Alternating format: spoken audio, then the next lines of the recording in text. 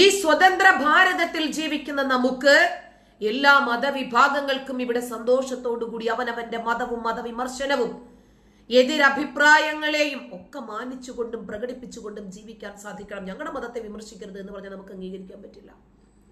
600 വർഷം മുമ്പ് കാശ്മീരിൽ 100% ഹിന്ദുക്കൾ ഉണ്ടായിരുന്നു. 1947 കാശ്മീരിൽ 23% ഹിന്ദുക്കൾ ഉണ്ടായിരുന്നു. പണ്ഡിറ്റുകൾ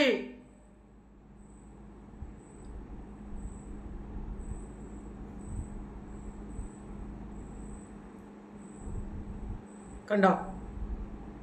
എന്നിട്ട് 1991 നടന്ന ഒരു സെൻസസില് 1.5%, അതായത് 1.5ക്കും താഴെയായി മാറി. 23% ഹിന്ദുക്കൾ ഉണ്ടായിരുന്നിടത്ത് നിന്ന്.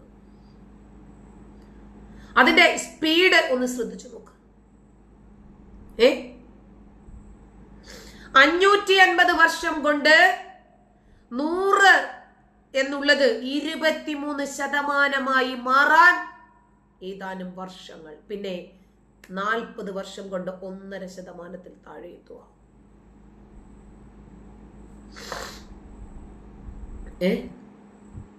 പാകിസ്ഥാനില് 1947 ഹിന്ദുക്കളും സിഖുകാരും 24% ഉണ്ടായിരുന്നു.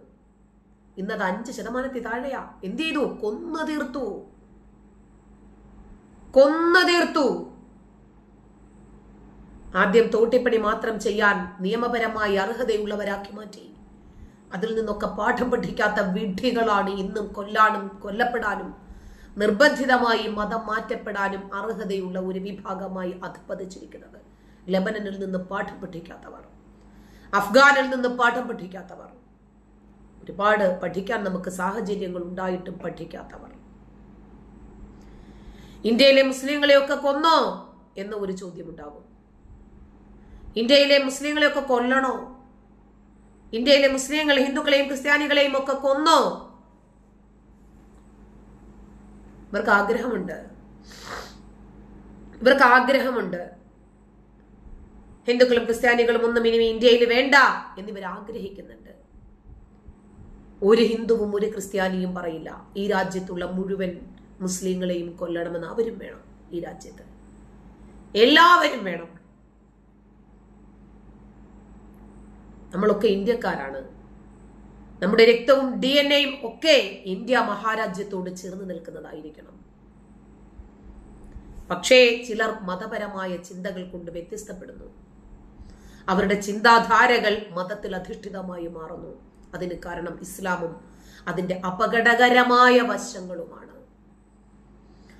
അമുസ്ലിങ്ങളുടെ തലയെടുക്കാൻ കൽപ്പിക്കുന്ന ഈ ഗ്രന്ഥമാണ്. ആ മതത്തിന്റെ കണ്ണടയൊന്ന് ഊരിവെച്ച് മതതീവ്രവാദത്തിന്റെ തിമിരമൊന്നു മാറിയാൽ അവരും നമ്മളെ പോലെയുള്ള പച്ചയായ മനുഷ്യരായി മാറും. എന്റെ എളിയ ശ്രമം ഈ അന്ധവിശ്വാസത്തിന്റെ ആണിക്കല്ലുകൾ ഇളക്കുക എന്നതാണ്. ഈ മതമൗലികവാദത്തിന്റെ മതരാഷ്ട്രവാദത്തിന്റെ ജീർണതകൾ ഇല്ലാതാക്കുന്നതിന് വേണ്ടിയല്ല, ജനങ്ങൾക്കൊന്ന് ബോധ്യപ്പെടുത്തി കൊടുക്കുന്നതിന് വേണ്ടിയാണ് എന്റെ ശ്രമം. അവരുടെ തിരിച്ചറിവിലേക്കാണ് ഞാൻ ഈ പരിശ്രമിച്ചു കൊണ്ടിരിക്കുന്നത്. അതിലെനിക്ക് ഒരിക്കലും പൂമാലയിട്ടുള്ള സ്വീകരണം കിട്ടുമെന്ന് ഞാൻ പ്രതീക്ഷിച്ചിട്ടില്ല.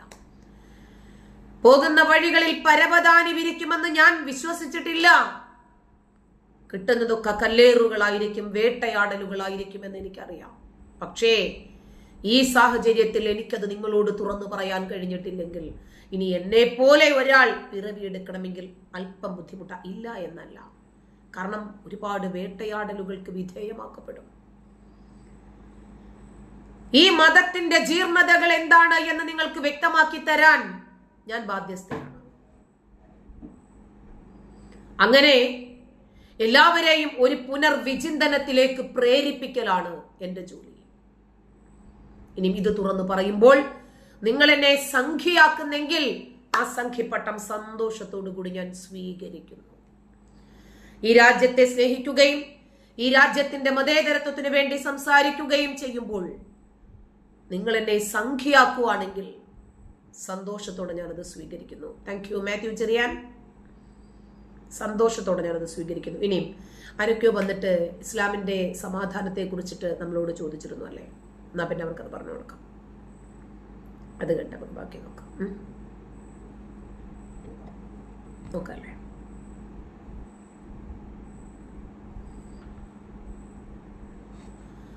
ഖുർആൻ ലൈറ്റ് എന്നൊരു ആപ്ലിക്കേഷനിൽ നിന്നാണ് ഞാൻ എടുക്കുന്നത് കേട്ടോ.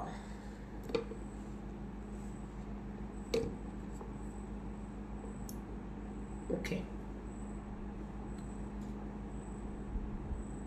കാണുന്നുണ്ടല്ലോ. ഇതിന്റെ ഇൻഡെക്സ് ഇതിന്റെ ഏറ്റവും താഴെയുണ്ട്. ആദ്യം നമുക്ക് മലയാളം ഒന്ന് വായിക്കാം.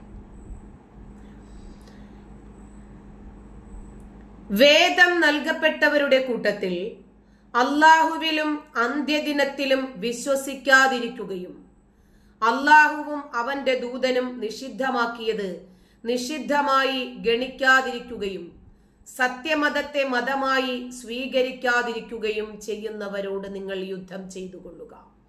അവർ കീഴടങ്ങിക്കൊണ്ട് കയ്യോടെ കപ്പം കൊടുക്കുന്നതുവരെ. വിശുദ്ധ ഖുർആൻ 9:29. ഓക്കെ, ഇത് പിടിച്ചു നിൽക്കാൻ വേണ്ടിയിട്ടുള്ള വചനമാണെന്ന് നിങ്ങൾക്ക് തോന്നിയോ? പ്രതിരോധത്തിന് വേണ്ടിയുള്ള വചനമാണ് എന്ന് നിങ്ങൾക്ക് തോന്നിയോ? തോന്നിയോ? ആരെങ്കിലും നിങ്ങളെ ഇങ്ങോട്ട് ആക്രമിക്കുമ്പോൾ നിങ്ങളുടെ മതപരമായിട്ടുള്ള അനുഷ്ഠാനങ്ങളും വിശ്വാസങ്ങളും ഒക്കെ നിങ്ങൾക്ക് അനുഷ്ഠിച്ച് മുന്നോട്ട് പോകാൻ സാധിക്കാതെ വരുമ്പോൾ അവരോട് നിങ്ങൾ പിടിച്ചു നിൽക്കാൻ വേണ്ടി അങ്ങോട്ട് യുദ്ധം ചെയ്തോളൂ. അങ്ങനെയാണോ ഈ പറഞ്ഞത്? വേദം നൽകപ്പെട്ടവരുടെ കൂട്ടത്തിൽ, അതായത് ഹിന്ദുക്കളിലും ക്രിസ്ത്യാനികളിലും ഒക്കെ ഉണ്ടല്ലോ, എല്ലാവർക്കും വേദങ്ങൾ ഉണ്ടല്ലോ, അവരില് ഈ ലോകമൊക്കെ അവസാനിക്കും, ഇതിനൊരു അന്ത്യനാളുണ്ടാകും. ആ അന്ത്യനാളിൽ വിശ്വസിക്കാത്തവർ അള്ളാഹുവിലും അവന്റെ ദൂതനും നിഷിദ്ധമാക്കി. അള്ളാഹുവും അവന്റെ ദൂതനും വേണ്ട എന്ന് പറഞ്ഞത് ഒഴിവാക്കണം, വേണം എന്ന് പറഞ്ഞത് അവരല്ലേ മുസ്ലിങ്ങൾ? ശടാ, അള്ളാഹുവിനെയും അവന്റെ ദൂതനെയും അതിനെ അന്ധമായി അനുകരിക്കുകയും വിശ്വസിക്കുകയും ചെയ്യുന്ന ആളുകളെയല്ലേ നമ്മൾ മുസ്ലിം എന്ന് പറയുക. അപ്പോ അത് മാത്രല്ല, അള്ളാഹും അവന്റെ റസൂലും ചെയ്യാൻ പറഞ്ഞത് ചെയ്യണം, ചെയ്യണ്ട എന്ന് പറഞ്ഞത് വർജിക്കണം. ഒന്നാമത്തെ നിബന്ധന അതാണ്. 2, ഈ ലോകമൊക്കെ അവസാനിച്ച് പടച്ചവന്റെ അടുത്ത് നമ്മളൊക്കെ എത്തുന്ന ഒരു ദിവസം വരും. അള്ളാഹു ആണെന്ന് നമ്മുടെ ശിക്ഷയും രക്ഷയും ഒക്കെ തീരുമാനിക്കുന്നത് എന്നും വിശ്വസിക്കണം. 2, 3, സത്യമതത്തെ അംഗീകരിക്കണം. ഏത് മതം? ഇസ്ലാമിനെ. മുസ്ലിമായില്ലേ? അപ്പോൾ ഈ ലോകത്ത് ആരാ ജീവിക്കേണ്ടത്? ഇത് ഇത്രയും കാര്യങ്ങൾ പടിപടിയായി ചെയ്യാത്തവരോട് നിങ്ങൾ യുദ്ധം ചെയ്യണം. അവര് നിങ്ങൾക്ക് കീഴടങ്ങി നിങ്ങൾ പറയുന്നത് പോലെ കേട്ട് പഞ്ചപുച്ഛമടക്കി അടിമയായി ജീവിക്കാൻ താല്പര്യപ്പെടുന്നതു വരെ നിങ്ങൾ അവരോട് യുദ്ധം ചെയ്യണം. 9-ാം അധ്യായമായ സൂറത്ത് തൗബയിലെ 29-ാമത്തെ വചനമാണ്. ഒരു വചനം കൂടെ കാണിച്ചു തരാം.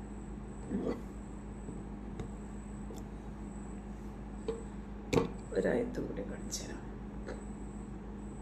നോക്കിക്കോ.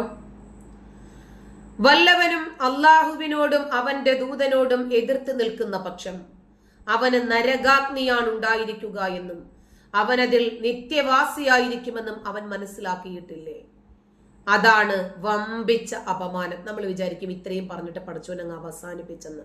9-ാം അധ്യായത്തിലെ 63-ാമത്തെ വചനം. ശരി, ഒരാൾ അള്ളാഹുവിനെ വിശ്വസിച്ചില്ല, അന്ത്യദിനത്തിലും വിശ്വസിച്ചില്ല.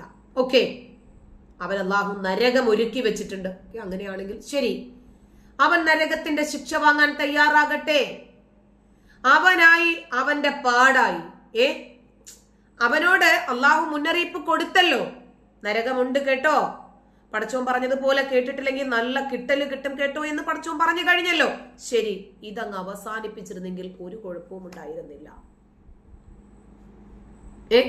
അള്ളാഹു പറഞ്ഞത് ശരി, നമ്മൾ വിശ്വസിച്ചു അല്ലെങ്കിൽ വിശ്വസിച്ചില്ല. വിശ്വസിച്ചാൽ നരകം സ്വർഗം കിട്ടും, അതല്ലെങ്കിൽ നരകം കിട്ടും. ഓക്കെ, വിശ്വസിച്ചു, തീർന്നു കാര്യം. അങ്ങ് അവസാനിപ്പിച്ചെങ്കിൽ വല്ല കുഴപ്പമുണ്ടായിരുന്നോ? പിന്നീട് അവരെ പ്രഹരിക്കാനാ പറഞ്ഞേ, അവരോട് യുദ്ധം ചെയ്യാനാ പറഞ്ഞേ. അപ്പോ ഖുർആൻ പറഞ്ഞത് ലാ ഇക്റാഹ ഫിദ്ദീൻ എന്നല്ലേ?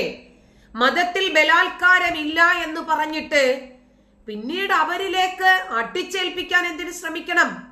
അള്ളാഹുവിനെ വിശ്വസിച്ചിട്ടില്ലെങ്കിൽ അവന് നരകം, നേരത്തെ തന്നെ അള്ളാഹു സ്വർഗമാർക്കാണ് കിട്ടുന്നത്, നരകമാർക്കാണ് കിട്ടുന്നത് എന്ന് ശരിക്കും നേരത്തെ തന്നെ തീരുമാനിക്കപ്പെട്ട വസ്തുതയാണ്. അങ്ങനെയാണെങ്കിൽ എന്നെ സൃഷ്ടിച്ച എന്റെ മാതാവിന്റെ ഗർഭാശയത്തിൽ ഞാൻ 4 മാസവും 10 ദിവസവുമായിരിക്കുമ്പോൾ തന്നെ എന്റെ കർമ്മങ്ങൾ, എന്റെ സൽക്കർമ്മങ്ങൾ, എന്റെ ദുഷ്കർമ്മങ്ങൾ, എന്റെ ഭക്ഷണം, എന്റെ റിസ്ക്, ഞാൻ എവിടെ മരിക്കും, ഞാൻ സൗഭാഗ്യവാനാണോ ദൗർഭാഗ്യവാനാണോ തുടങ്ങിയ 4-5 കാര്യങ്ങൾ എഴുതി തിട്ടപ്പെടുത്തിയിട്ടാണ് പടച്ചോൻ എന്നെ ഭൂമിയിലേക്ക് അയച്ചത് എന്നാണ് ഖുർആൻ പറയുന്നത്, ഹദീസ് പറയുന്നത്, ഇസ്ലാമിക ഗ്രന്ഥങ്ങൾ പഠിപ്പിക്കുന്നത്. പിന്നെ എങ്ങനെ ശരിയാകും ഇത്? പടച്ചോൻ എന്നെ ആദ്യം മുസ്ലിം മാതാപിതാക്കളുടെ മകളായിട്ട് ജനിപ്പിച്ചു, ഇസ്ലാമിനെ കുറിച്ച് പഠിപ്പിച്ചു, അറബി കോളേജിൽ വിട്ട് പഠിപ്പിച്ചു, അറബി കോളേജിൽ അധ്യാപികയാക്കി മാറ്റി, പിന്നെ സ്കൂളുകളിൽ അധ്യാപികയാക്കി, ഇസ്ലാം ഖുർആൻ ക്ലാസ്സുകൾ കണ്ടക്ട് ചെയ്യുന്ന രൂപത്തിലേക്കാക്കി മാറ്റി.